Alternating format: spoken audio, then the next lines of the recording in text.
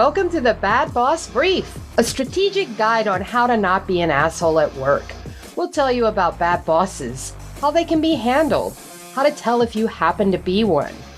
An executive and an executive coach, both artists working in advertising and marketing for more than 2 decades, are here to advise you on the ins and outs of office environments, factory warehouses, the food service industry, and everything in between.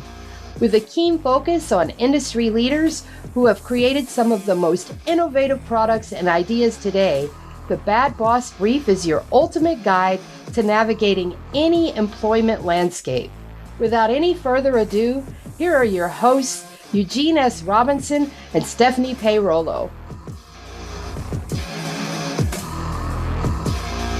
How not to be an asshole at work. I'm Stephanie Peirolo. I'm an executive coach, and I spent most of my career in advertising and technology, and I had some really bad bosses, some of whom were so bad that I actually brought legal action against them. And based on that, I decided I wanted to learn more about leadership, and I've now become an executive coach. And I'm here today with Eugene Robinson. I was actually going to say, how bad were they? They were really bad. I think I'll trickle out the badness over time for people who continue to stay posted here. I got you. Okay, good. That's good. Well, anyway, I'm Eugene S. Robinson. Your able co-host, and you know how I've had a boss that was so bad. And this is actually somebody you don't know that was so bad that it was routine for me to feel like we were going to get into a fist fight. And his name was Rick San Vicente, and I could never figure this guy out. And we never actually came to blows. But yeah, being a boss, it was instructive for me prior to being a boss because it was a steady stream of things I didn't want to do. I don't want to do this. I have a whole list of things I didn't want to do. And asking your employees to fight is probably somewhere in the top 5 on that list. Well, and Eugene and I have worked together off and on we've known each other for 30 years. He's hired me. I've hired him. We've had kind of run the whole gamut of bosses. And, I think what's interesting is that we're both artists, and the notion of a creative practice of leadership, looking at leadership in a different way, is really what kind of intrigues me and what got me interested in talking more specifically about leadership. Because the idea of Bad Boss Brief is that we want to teach people how to not be bad bosses, right? I've been a boss. You've been a boss. I want to think that the people that work for me find something of value in that. And so that's really the idea, is to try to come up with some stuff. And so today's topic is bullshit detectors. Uh-huh. And it's the necessity as a leader to have people around you who are going to tell you the difficult truths that you might not want to hear. Right? I've been we need these people in our real lives as well. Right, but I think that's what happens. Is I think that you and I are the kind of people who invite that exchange in our life. We have people in our family, whether we like it or not, who are going to tell us the truth, and we're used to that. I think there's a lot of people, particularly these, middle-aged white guys in Silicon Valley who don't have anyone like that in their life. So they're not in the habit of self-reflection, and they're not in the habit of people telling them the unalloyed truth. And so what happens is good bosses will search out those people. They will invite them into the conversation, and they'll listen to what it is that they say. Bad bosses disregard them and usually fire them. Right? And there's a lot of examples. I mean, we can't have a Bad Boss podcast without talking about Elon Musk. And, there's a lot that's been said about Musk, but what I wanted to focus on specifically is how his shenanigans at Twitter have impacted the value of Tesla. Right? And there was an interesting article this week in the New York Times. Paul Krugman, who actually has won a Nobel Prize in economics, wrote an article, and it was called How to Destroy a Brand, Musk Style. And what he points out is that the people that are paying 60 plus for an electric vehicle are buying it because of the Tesla logo on the back. Right? I live in Seattle. I see them practically every other car. Right. The people that are spending that kind of money are college-educated Democrats who are often very progressive. Right. And so what it is that Musk is doing over on Tesla, which may look like libertarian, if you're going to be especially gracious, he's alienating the people that are spending that premium on his electric vehicles. And he's damaging the brand. And that's what Krugman is talking about, is how these antics of a leader can really have significant impact, not just on Twitter, but also on the value of Tesla. And the idea is, when I see these things, I look and I'm like, Musk has got to have someone in one of his organizations who understands marketing, communications, public relations. I keep looking at this news coverage and being like, get this guy a communications person, please. Do you think that it is fear of him that causes a situation where nobody's speaking truth to power, or do you think that they have consumed the Kool-Aid that has led at least portions of the public to believe that he is a consummate business professional and genius? My guess is that it is probably that he's just not listening, right? So he has insulated himself from reality.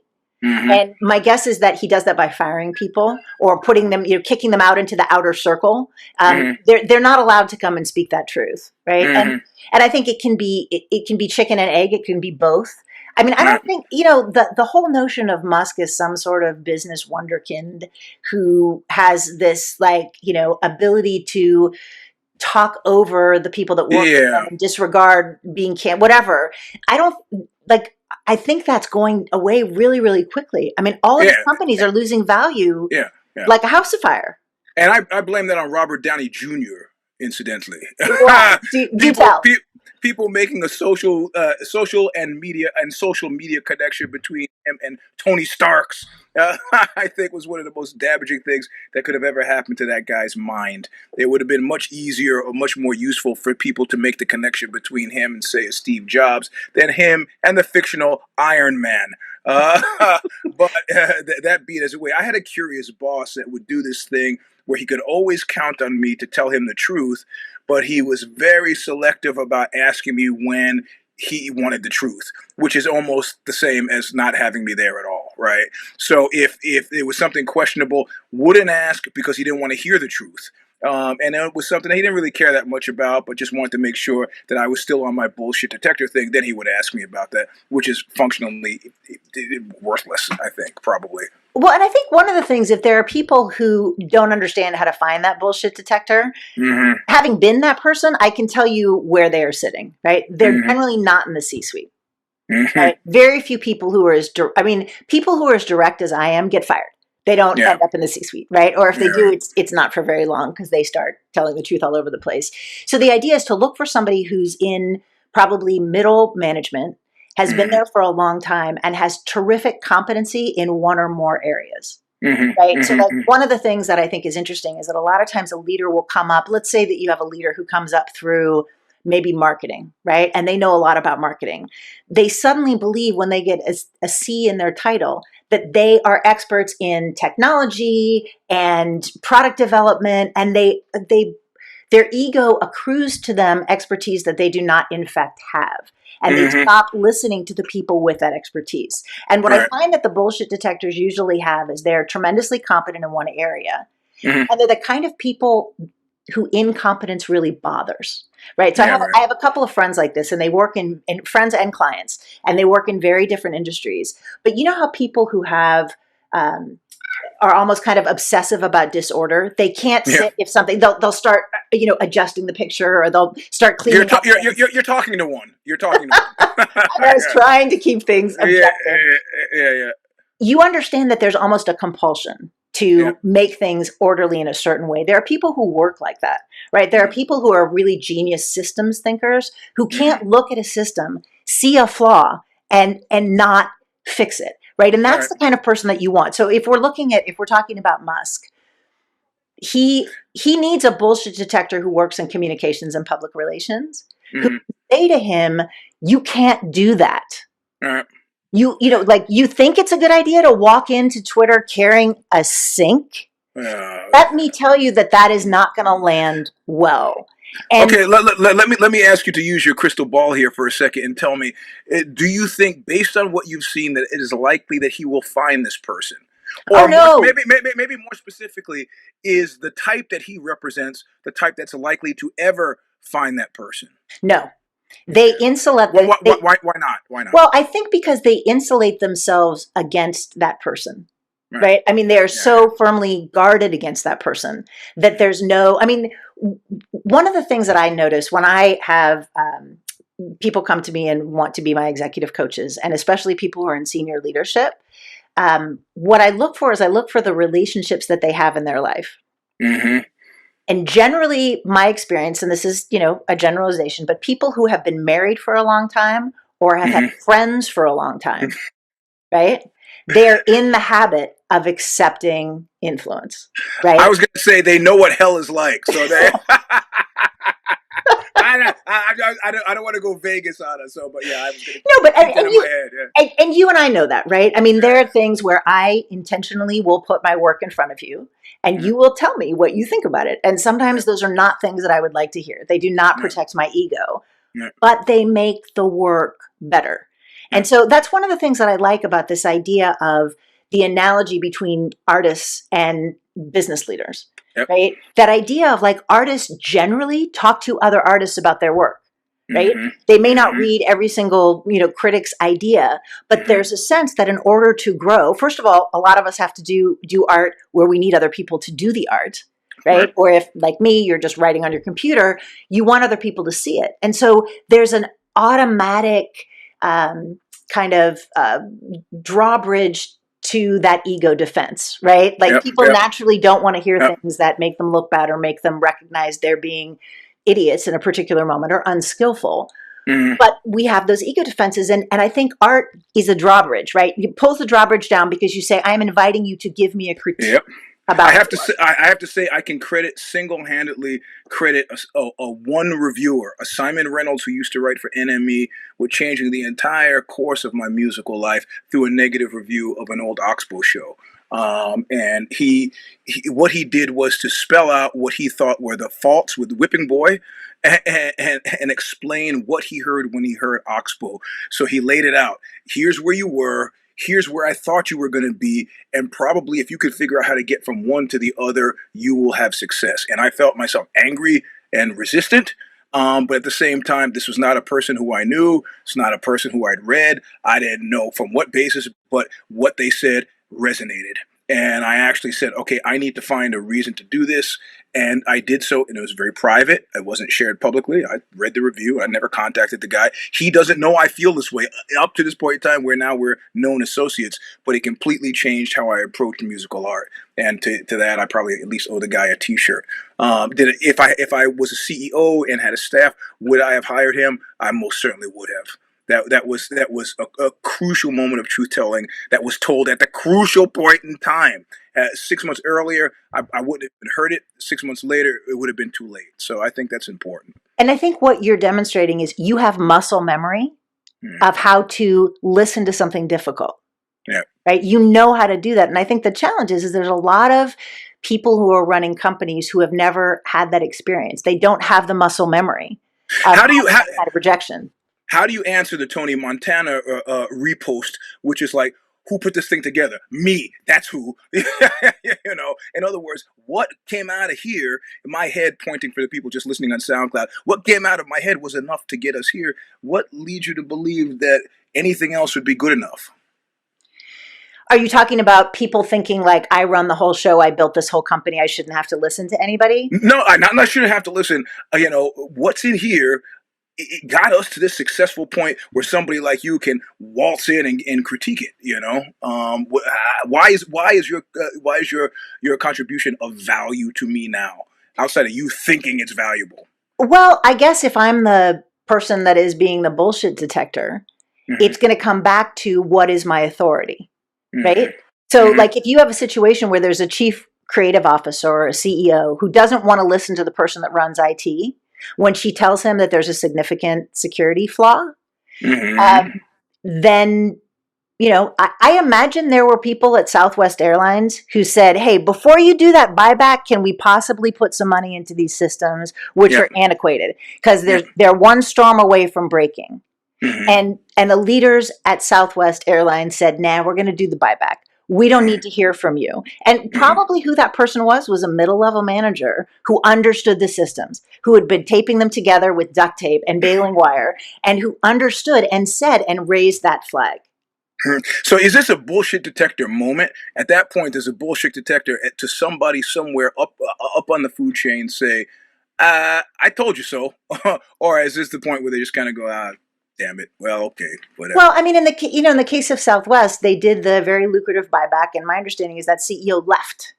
Right? And so, if people don't have an opportunity to suffer the consequences of their choices, I mean, my guess is that person left very, very wealthy. Right? Right. So were you going to do a segment called Fire Me? Let's go into Fire Me. Yes, my segment, the Fire Me segment. You know what? I have to say, I have been fired and I have fired people. And between the two of them, I'd much rather be fired. Firing people, I don't like to see grown adults cry, and it's happened. But that be it as it may, the segment winner this week has got to be, and keep in mind, we're talking deltas here, right? So in other words, if you're TJ Rogers from Cypress Semiconductor, you've been an ass for the entirety of your career. There's no delta, there's no change if you do something bad. But in terms of major fall from grace here, we have to talk about none other than Salesforce's Mark, is it Benioff? Benioff, okay. yeah. I like Benihana better, but we'll call him Mark Benioff, who even I mean, we're not even talking like months ago, was hailed as a new type of CEO, this new type of business. He built a new type of a business thing, and people love this guy. He's the friend of the common person. You get this image of this avuncular hand on your shoulder. You're doing okay, Eugene. Thanks, Mark. And then he has this press conference. I mean, a mere 2 days ago, or an employee group meeting because they're facing layoffs, right? And he fills it up. Like 45,000, some huge number of employees are listening to the fact that some huge number of them, significant percentage of them, are going to get fired, like 17% or something, so 7%, 17%. It's in the text. I can't remember. And so he starts to explain to them that this is happening. And somebody in the audience, maybe anonymously, maybe not, raises a hand in the Zoom call and says, well, can you give us more details? And then he breaks loose with the airy, vapory kind of CEO talk that says absolutely nothing. And if you, at the very least, your objective as a CEO or a leader should be, I want people to feel better after speaking to me and not worse. And he did the exact opposite, which is a major fall from grace from a guy who's hailed as being a great communicator from even 2021 that we're talking about this. So he has this meeting. He pretty much says, some of you are getting fired. I said, well, can you give us a sense of how? He goes, well, like everybody else, irrational enthusiasm under COVID, I overhired. And now that recession is threatening and we need to pull back, like everybody else, I have to get thin and lean and mean. We got to get rid of people. Bro, that's not an answer. I mean, you come home and your partner's in bed with somebody else. You're going to have questions, and you need very specific answers to those questions. You don't need like, well, you went to the grocery store and he was cleaning the pool. He just happened to be there. What can I tell you? That's not, we need specific answers, and you have failed to deliver them. So Fire Me this week is Mark Benioff, or Mark Benihana, as you might care to pronounce his last name. The question is, the same question I asked you, can he earn his way back to where we thought he was in 2021? And I'm not saying it's impossible, but it's hardly possible. Well, I think it's going to be very difficult for him there, because a couple things in an insider article that I was reading this morning, for that all hands meeting, when people knew that there was going to be firings, he was 18 minutes late. Yeah. The entire company is waiting for him. He's 18 minutes late. And the another person in the C-suite, I think it was a CTO, apologized and said, sorry, we're delayed. And he turned to him and said, are we delayed? This is what I mean. Like his bullshit, Mark's bullshit detector could have been a competent EA, right? Yeah. It could have been somebody, an assistant saying to him, hey, you're going to be late. You need to be on time. Everybody's waiting. And then the other thing that I thought was really interesting. So Salesforce owns Slack. They bought Yep. Slack. Yep. So everyone is on Slack, on a central channel, saying these things to each other. And again, basic communications person, like, don't close the Slack channel. Yeah, right? Or if you own Slack and are about to lay off a significant portion of that company, maybe recognize that screenshots are going to be going to every major publication in the world. So many of these are unforced errors. He talked for 2 hours and just rambled on. And one of the things that this article was saying is that he talks about ohana, the Hawaiian idea of everyone is connected and everyone is family. And that was supposedly one of the central tenets of the Salesforce culture. And of course, people are going to town with that in Slack. So there were so many things that are just obvious. I mean, anybody, even if you haven't been in marketing and communications, a common sense person could look at this and be like, yeah, you are heading for a world of trouble. And yet, there he is. And I don't think that this is something that he can come back with, certainly with his current team. All of those people are waiting. He didn't even lay everybody off. They're still waiting. Yeah, right. They don't know if they're going to be laid off. As of the recording of the show, they still don't know. Yeah, so no one is going to be doing any work. So I want to move. Well, you know what it reminded me of? It reminded me of Nero. And we kind of Nero in modern parlance has been like the violin guy, but you know yes, what that is. Yes, once he started, he's playing the violin while Rome burns. No, yeah, that's it. But do you know when you were at first you were happy to be invited to? Oh, Nero's going to party at his house. He play. The deal was you couldn't leave while he was playing. People who tried to leave for any reason to go to the toilet while he was playing was summarily put to death. So when I think of speeches that go on and on, I tend to think of the death portion of the whole Nero deal. So anyway, go. You have another section. I didn't remember that. Yeah, I was just going to do a section that I'm calling my flashcard for how to be a better boss. So if you've been listening to this and maybe some of it is you're like, am I doing that? So the flashcard here is accept influence. So you need to listen to the people around you. And again, especially the ones who have expertise that you do not have. So if you have someone in your organization who has that level of competence, I want you to try 2 things. One, I want you to listen to them. And I want you to, wherever feasible, do what they say. And do it and then signal that you're doing it. So, for example, it would be like, Susan has suggested that that we need to put together new security protocols for our XYZ. And I'm doing that. And it's going to happen because I'm listening to Susan. Because what that does is it builds up social capital. And this is something that I talk to a lot with my executive coaching clients. Social capital is like reputation in the bank. So the people who are liked by the people that work for them have a lot of social capital. And you can think about it that every small act of goodwill that you do can put money in the bank. So when you need to pull it out, when there are genuine layoffs that you have to do or a difficult business decision, you've built up enough social capital. So every time that you accept influence from someone on your team is money in the bank as far as your social capital is concerned.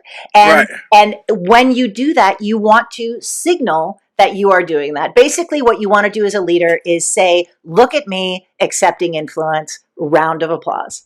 Except you know what a bad boss is going to do in that instance. What? Well, I was talking to Susan, and I came to the genius conclusion that what we needed to do is, so you kind of get Susan in there, but then you run through the goalpost with the ball in your hand, and aren't I a good? It becomes like the Nietzsche thing, genealogy of what was it, Ecce Homo? Why I write such great books? Why I am such a great business leader? I mean, Susan was somehow instrumental, but yes, but even that's with a that, bad boss thing. Yeah. Yes, but even with that, first of all, this will not be the first time that's happened to Susan. Any woman in any industry has had that happen to her multiple times. Yeah, right. The thing is, he will still be showing that he is accepting influence, right? Yep. Because we've all seen that, right? And I mean, that I had a job once where there was a very challenging boss who would do that sort of same thing. But nevertheless, people came to understand that I would make a suggestion. They would know I had made the suggestion because they'd been in the room. He would take credit for the suggestion, but regardless, what I said got through. Right. And for, it's like the end was the same. And that was my feeling, right? You can take all the credit you want to for all of my ideas, as long as you use them so that our company does not go down the drain. Yep. Right. And so there is that. It's like, the whole idea of leadership is you want to continue to try and improve and accept the influence, even if you have to do it by pretending it's your own. The people around you are not stupid. The Susans of the world will understand that you took their influence, and so will everybody else around them. And next time, and then the idea is, okay, accept influence and then learn how to accept influence and give the proper people credit. Because I think it's a process. And I think we have to look at two things that as we're getting towards the end, two things that I want to call out. One is that a lot of the people who are working for Salesforce or for Twitter, they don't always have the opportunity to leave. Right. So this is something that I see a lot, this sort of notion of like, well, if you have a bad boss, just leave. Yeah, that's having been a single mom with 2 little kids working for bad bosses, sometimes you can't afford to because you're the breadwinner. Sometimes you can't afford to because you have a sick family member and your insurance comes through your place of employment. And so I think that's another thing that bosses who are listening to consider is that, to a certain degree, we are all locked in that room listening to the leader play the violin. Yeah. Right. And it's not that we're going to be killed. It's that we might not have health insurance. We might not be able to pay the bills. And that we want to think about that there is a trust, if you are a leader, that you hold so much in your hands for the people that work for you. I once, in a rare moment, well, it's not rare, but in a stunning moment of candor, told the boss, I come to work every day wanting to kill you. he said, that can't be good for you. Or me, which I thought was a pretty great response as well. So that was the closest I could come to. Here's a gentle offer to change your management style. So anyway, so what do you got coming up this week? What's going on? So the next thing that I want to talk about in our next episode is I want to talk about charismatic leaders. Right, and I'm going to talk about a CEO in the Seattle area who got a lot of press. Pretending to be a good guy, and then did something that brought him down to earth really quickly. So we're going to talk about that next time. And what we'd also like to do is we'd like to get you, listeners, to send in questions, thoughts, things you want us to talk about, topics. Send it to WTF@badbossbrief.com. And I can put that up on the screen. WTF@badbossbrief.com, and that'll actually get to me, and we'll incorporate it in future episodes. And what I want to end with is something that I'd like to have be an ongoing segment, which is called Things a Real Person Has Actually Said at Work. So we invite you to send in things a real person has actually said at work, and we won't say what your name is, and we'll keep it quiet. And I have been advised by my attorney that I should say that none of these things necessarily were said by me at any workplace that you could see on my LinkedIn. So with that in mind, here is a thing a real person has actually said at work. A blow-up sex doll is not an appropriate party decoration. Okay, I like that. Here's what I have for you. It's a situational one. Somebody had just said, coming to the office of their boss. So it was the 2 of them sitting there and said, how was your weekend? Well, it was great. I went to Burning Man. Had a great time. Yeah, I'd like to see some of the photos of you at Burning Man. Period. Close quote. Got called on the carpet for that one. The dude actually had to go to counseling as well. He should have. You should have seen that coming from a mile. You don't need to see photos from Burning Man. You went to Burning Man, great. Good luck. Get back to work. But you do not need to ask your photo editor to see photos of her scantily clad at Burning Man. That was a major misstep, and that's very, very, very real. It was one of those things when I heard it, I go, no, who would be so stupid to say that? And now I know. All right, and I'm Stephanie Peirolo with Eugene S. Robinson, and this is the Bad Boss Brief. See you next time. Thank you. Bye-bye. Thank you for listening to the Bad Boss Brief with your hosts, Eugene S. Robinson and Stephanie Peirolo.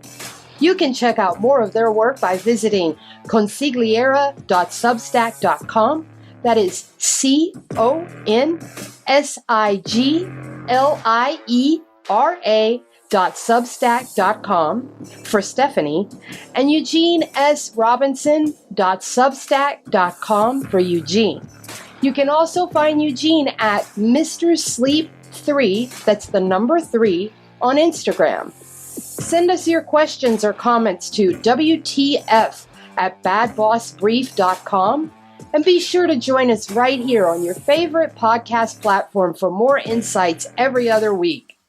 Until next time, don't be an asshole at work.